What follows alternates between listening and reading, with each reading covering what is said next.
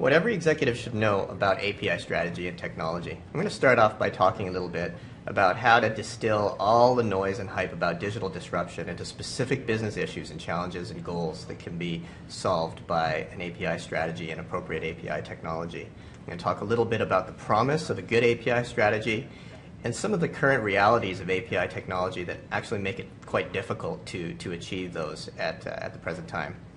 I'm going to turn it over to Matt at that point to talk about why the developer experience is so critical to success in pursuing these strategies. He's going to talk about what makes a really great commerce API and also the future of API technology. And through all of this, Kin Lane, API Evangelist, will be providing some great commentary on what he's seen in the real world in terms of some of these issues. So what exactly are the problems that we're trying to solve here?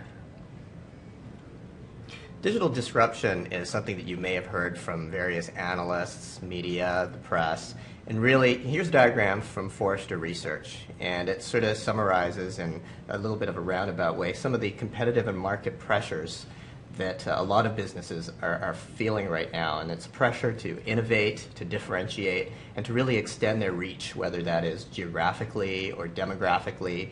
Growing market share is obviously important, our audience for media outlets.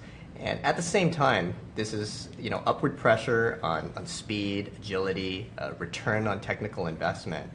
And meanwhile, they're also feeling, and all of us are feeling downward pressure in terms of cost and time to market. We need to, in order to compete with new players on the block, new products that are being launched into our markets.